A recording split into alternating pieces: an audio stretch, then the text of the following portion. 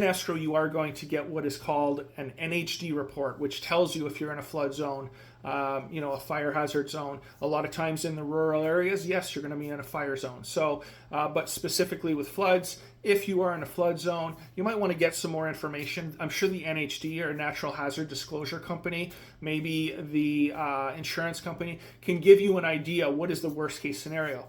Why is it in a flood zone? What are the factors that put it there? And then you can ultimately make the best decision if you are willing to take that risk in the future. So next up, surveying and making sure that you understand the boundaries of your property. This is going to be more of a factor in that rural home that might be 2 or 3 acres and is not surveyed properly.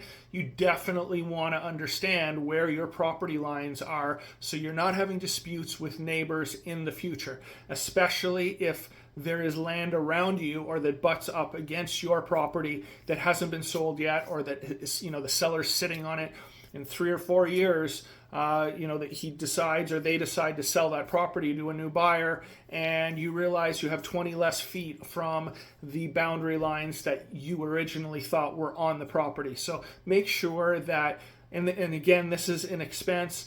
If the seller's already done it, make sure you get that paperwork and you 100% understand those boundary lines. Okay, so next up, if you are buying in a rural area with HOAs, good example, Glen Oaks, which is east in Temecula.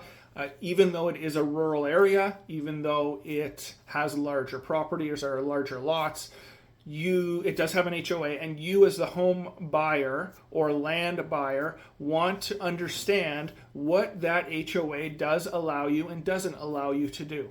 The biggest one, there hasn't been too much pushback in this area in regards to HOAs over the years.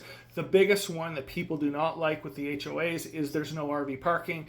And a lot of times the people that are buying the rural type properties, the bigger lots, they do want to park their RV. So just make sure that if you own an RV, that it's not always going to be the case. There are going to be rural areas that don't allow you to have an RV, so make sure you check on that. Okay, so next up, and this is a huge one, and how this has changed in the last 5 years for me. Before 5 years ago, I would get into escrow and I said, okay, make sure you have insurance before 20 days or before we close.